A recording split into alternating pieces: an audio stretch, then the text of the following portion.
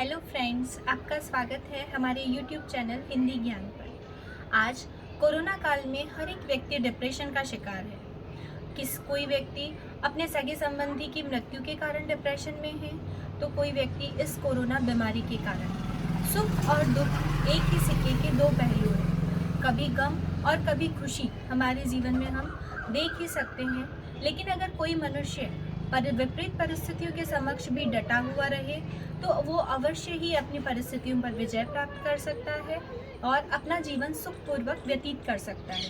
इसके विपरीत अगर कोई व्यक्ति परिस्थितियों के समक्ष हार मान ले तो वो व्यक्ति अपने जीवन में कभी भी सफल नहीं हो सकता। कबीरदास जी ने भी कहा है, धीरे धीरे रे मना धीरे सब कुछ होए, माली सींचे सो गड़ा ऋतु आए फल होए।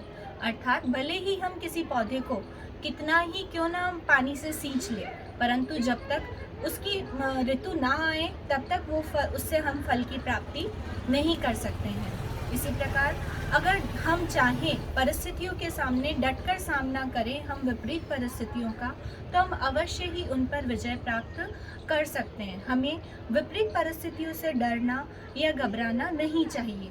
इसी संबंध में मैं आपको एक कहानी सुनाती हूँ। एक राजा था, वो बहुत ही बहादुर था। उसकी एक छोटी सी सेना थी।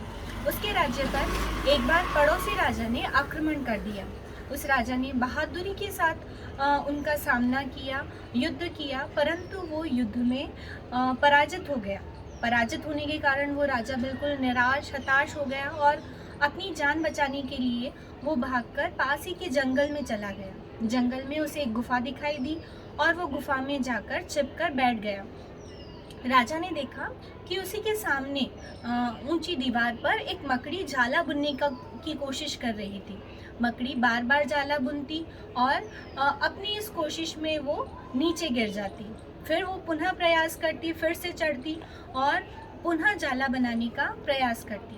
इस प्रकार मकड़ी बार बार गिरती और बार बार प्रयास करती और अंततः उसका जो ये प्रयास था वो पूर्ण रूप से सफल हुआ और उसने अपने जाले का निर्माण कर लिया।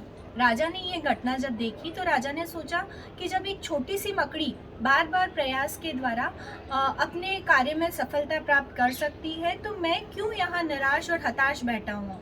अगर मैं भी हिम्मत रखूँ, अपनी सेना को पुनः संगठित करूँ, तो मैं भी पुनः अपने राज्य को प्राप्त कर सकता हूँ। फिर राजा ने दृढ़ निश्चय किया, पुनः अपनी सेना को संगठित किया और युद्ध लड़कर जो है अपने इस राज्य को पुनः प्राप्त किया। तो कहने का तात्पर्य यही है कि कई बार हमारे समक्ष कई विपरीत परिस्थितियाँ आती है।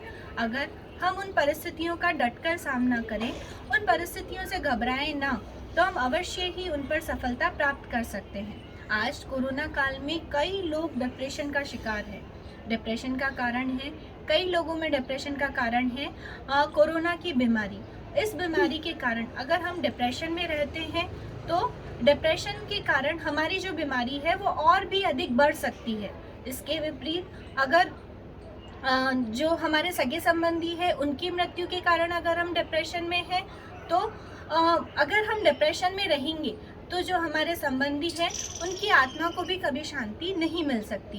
कहने को तो ये सभी बातें सैद्धांतिक हैं, उन्हें अपने व्यवहारिक जीवन में अपनाना मुश्किल है, परंतु फिर भी अगर हम अपने मन में दृढ़ निश्चय रखें तो अवश्य ही अपनी विपरीत परिस्थितियों पर, अपने डिप्रेशन पर हम विजय प्राप्त कर सकते हैं। आशा करती हूँ कि आपको मेरी ये वीडियो ज़रूर पसंद आई होगी। अगर आपको ये वीडियो पसंद आई है तो लाइक, शेयर और सब्सक्राइब ज़रूर करें। Thank you.